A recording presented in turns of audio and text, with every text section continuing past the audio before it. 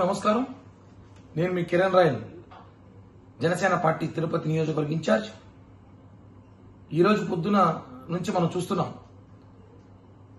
Janasena party అధికార ప్రతినిధి మరియు విజయవాడ వెస్ట్ ఇన్ఛార్జ్ పోతిన మహేష్ గారు రాజీనామా, ప్రెస్ మీట్ ఇవన్నీ చూస్తున్నాం మనం. యాక్చువల్లీ నేను ప్రెస్ మీట్ పెట్టాల్సిన దాని మీద నేను అందుబాటులో లేను, వేరే ఊర్లో ఉన్నా కాబట్టి వీడియో చేసి పంపించాల్సి వస్తుంది. కాబట్టి మిత్రులు, మీడియా వాళ్ళు, జనసైనికులు క్షమించాలి. ప్రెస్ మీట్ పెట్టినందుకు వీడియో ద్వారా అర్థం చేసుకోవాల్సింది కోరుకుంటూ, మహేష్ గారి మూడే ప్రశ్నలు అడుగుతా. ఒకటి, 2019 మీకు సీట్ ఎక్క ముందు మీరు ఎక్కడున్నారు? మీరు 2016లో 17లో జనసేన పార్టీలోకి వచ్చారు. మీకు ఈ రోజు జనసేన పార్టీ లేకపోతే మీకు ఇది చరిష్మా, క్రేజ్ వచ్చేదా? అసలు పవన్ కళ్యాణ్ గారు మీకు ఎంత ప్రియారిటీ ఇచ్చారు, ఎంత వాల్యూ ఇచ్చారు మీకు తెలుసు కదా. ఇవన్నీ కూడా మీరు ఎక్కడి నుంచి వచ్చింది? మీరు గతంలో రాజకీయ నేపథ్యం ఏముందా? గతంలో ఏం లేదు కదా. జనసేన పార్టీ మనందరికి పునాదులు. మనకందరికీ జనసేన పార్టీ పవన్ కళ్యాణ్ గారు భిక్ష పెట్టారు. ఈ రోజు మన పవన్ కళ్యాణ్ గారు ఏదో వ్యూహాలు, ఆశయాలు ఉన్నాయి కాబట్టి అర్థం చేసుకొని పోవాలి. ఇప్పుడు నేనున్నాను, ఉదాహరణకి ప్రజారాజ్య పార్టీ నుంచి పనిచేస్తున్నా.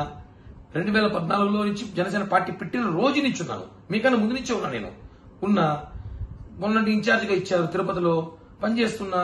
ఏదో సీట్ ఆశించా, రాలేదు. ఎవరు వైసీపీ అతను సీట్ ఇచ్చారు, దాని మీద నేను కొంచెం అలిగున్నా, నచ్చలేదు. ఇష్టం ఉంటే పనిచేస్తా అభ్యర్థికి, లేదంటే పిఠాపురం పోయి పవన్ కళ్యాణ్ గారి గురించి పని చేసుకుంటా. అంతేకాని ఎక్కడ కళ్యాణ్ గారి గురించి మాట్లాడను కదా. ఎందుకంటే నిజమైన జనసైనికులు అలా ఉంటారు, పవన్ కళ్యాణ్ గారి మనుషులు అలా ఉంటారు.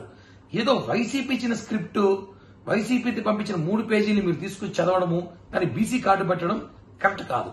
మీరు ఏ రోజు కూడా సరే పోతిన మహేష్ ప్రెస్ మీట్ లో ఇంతవరకు నాకు తెలిసి ఇన్ని ప్రెస్ మీట్లలో మీరు ఎప్పుడు కూడా పేజీలు చూసి ప్రెస్ మీట్లు పెట్టలేదు. మొట్టమొదటిసారి 4 పేజీలు చదివి ప్రెస్ మీట్ పెట్టారంటే ఆ పేజీలు ఎక్కడి నుంచి వచ్చాయి, ఆ పేజీలు వెనకాల ఎవరున్నారు, ఇవన్నీ కూడా మాట్లాడాల్సిన అవసరం ఉంది. ఒకటే చెప్తున్నా, అన్నాలీజియో గారిని తీసుకొని మీరు గృహప్రవేశం రా అంటే ఇప్పుడు అది సంబంధం కాదు కదా. ఆయన తీసుకొస్తారు, రాడు, ఆయన ఇష్టం అది. దానివల్ల జనసేన పార్టీకి నష్టం లేదు, నీకు వచ్చే నష్టం లేదు. సబ్జెక్టు మీరు డైవర్ట్ చేయడానికి ప్రయత్నిస్తున్నారు. దీని వెనకాల ఎవరో క్లియర్ గా ప్రజలు తెలిసిపోయింది. ఎందుకంటే మహేష్ గారు కూడా, నాకు ఆయన వ్యక్తిగత ఏం లేదు.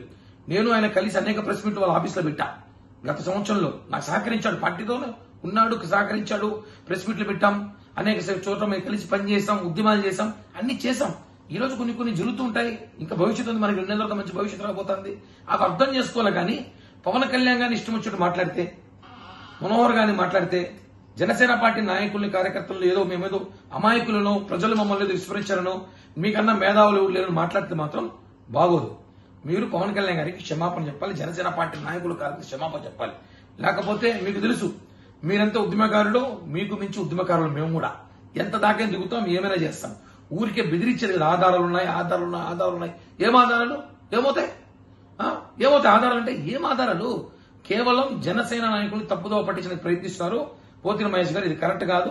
మీకు ఇష్టం లేదు, వెళ్ళిపోండి, హ్యాపీగా వైసీపీకి వెళ్ళిపోండి, ప్యాకేజ్ తీసుకోండి, ఏదో ఎమ్మెల్యేసో మంత్రో ఏదో ఇస్తామో తీసేసుకోండి, మీ రాజకీయ జీవితం చూసుకోండి. మీరు మమ్మల్ని మాట్లాడి మమ్మల్ని డైవర్ట్ చేయాలో, మమ్మల్ని ఏదో ఇబ్బంది పెట్టాలో పవన్ కళ్యాణ్ గారు మాట్లాడితే మాత్రం ఊరుకునే ప్రసక్తే లేదు. జాగ్రత్త.